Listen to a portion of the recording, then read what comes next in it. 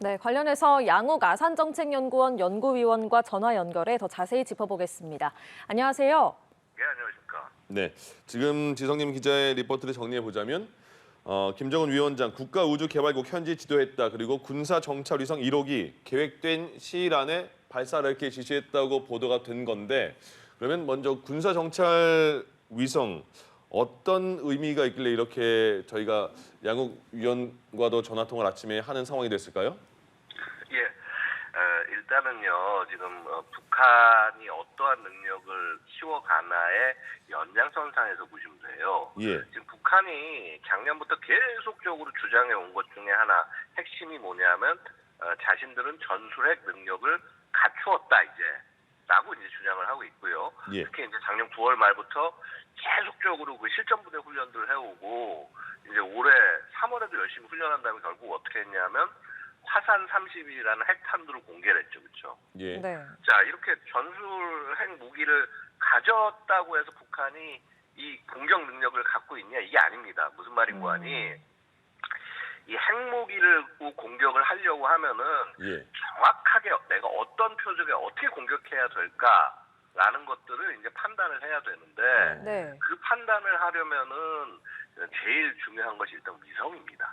예. 즉 정찰 위성이 있어서 우주 공간에서 이렇게 자신이 원하는 그 위치를 이 한반도 넓은 이 지역에서 어디를 내가 때릴지 찾아야 되고요. 예.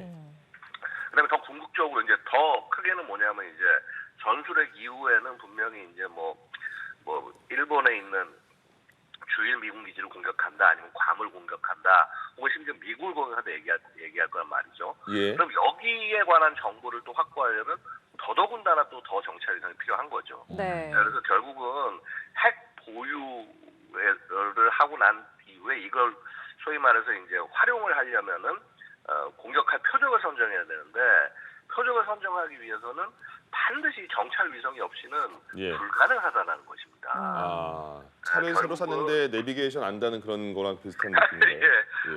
뭐 내비게이션을 안 달고도 할 수 있는 방법이 있다는 걸 생각할 수 있을 건데 예를 들어서 지금 이제 보면은 우리 그 민간 위성 서비스들이 많지 않습니까? 네네. 구글 어스니 아니면 맥사니 그래서 이제 뭐 그런 것들을 통해서 위치나 이런 것들을 파악할 수 있다. 뭐 이렇게 얘기를 할 수 있겠습니다만은 예. 사실은 그것만 갖고는 정확하게 군사적 표적을 찾고 공격하는 것이 쉽지 않다라는 것이죠. 예. 네. 정찰 위성이 왜 중요한지 알겠습니다. 보니까 북한이 이미 지난해 12월에 올해 4월까지 군사정찰 위성 1호기 준비를 끝내겠다 이렇게 말을 했거든요. 근데 지금 4월이잖아요. 이미 완성이 됐다고 하는데 북한의 위성 제작 기술 수준 어느 정도로 보십니까? 사실은 북한 위성 제작 기술 수준에 대해서 우리가 많은 정보를 얻기가 어렵습니다.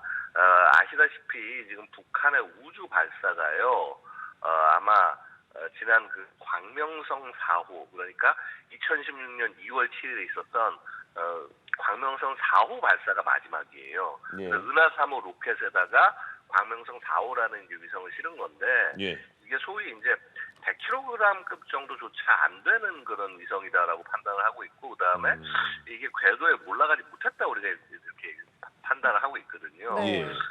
그래서 과연 이 북한이 그 충분히 소위 정찰 위성이라고 부를 만한 그런 물건을 제작을 하고 예. 그다음에 이를 운용할 능력이 있냐 이 부분에 대해서 의문이 있습니다. 이게 왜냐하면은요 네. 정찰 위성에서 굉장히 중요한 것이 이제 통상 우리가 이제 정찰 위성이라고 하면은 우주 공간에서 사진 찍는 걸 생각하지 않습니까? 예. 그렇죠? 네. 그래서 사진을 찍는 것도 있지만은요 요즘 정찰 위성은 두 가지 종류로 구성이 돼요.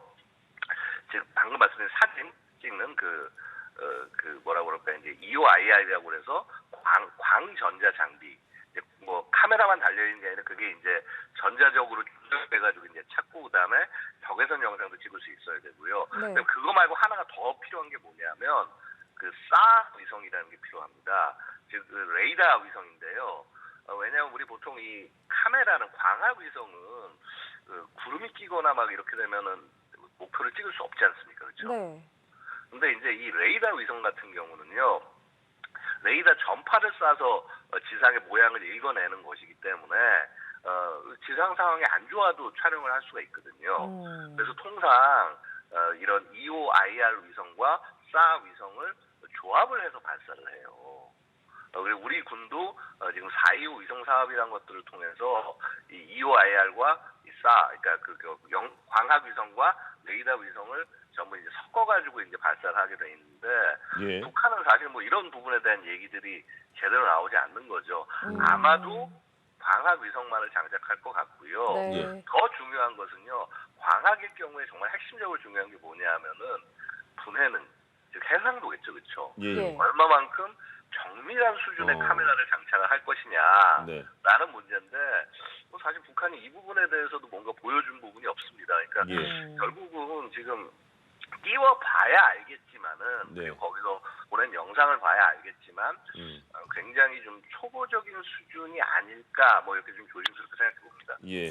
네. 북한이 작년부터 뭐 이번에도 그랬고 4월 안에 발사하라 이렇게 지시를 받았다고 하니까 위원님 말씀대로 발사한 모습을 공개한다면 그리고 그 이후에 찍은 영상을 공개한다면 파악이 좀 더 가능할 것으로 보이고요. 그러면 이번에 이렇게 계속 발사한다고 말한 이유가 우리가 뭐 한미일 그런 그 연합훈련, 군사훈련 이런 이유가 컸을까요? 그러니까 사실 이제 그 부분인데요. 예. 보면은 이제 그 오늘 보도 내용에 보면은 자꾸 결국 진해 그 위성 쏘는데 예. 사실 과학기술 얘기를 충분히 해도 시원치 않을 판인데 네. 그 얘기 굉장히 짧게 언급한 다음에 계속 이제 그 한미 그 뭐 연합 훈련 뭐 기타 이제 여러 가지 능력 이런 것들을 얘기하고 있어요.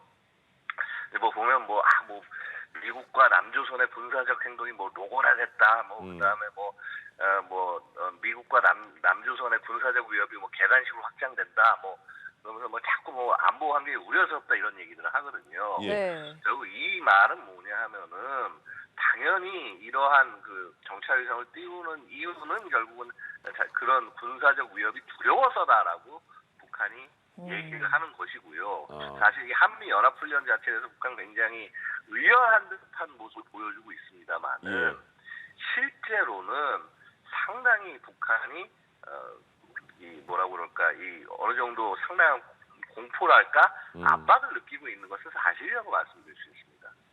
예, 알겠습니다. 이렇게 정찰 위성을 띄우는 의도까지 짚어봤습니다. 양욱 아산정책연구원 연구위원과 이야기 나눠봤습니다. 고맙습니다. 네, 감사합니다.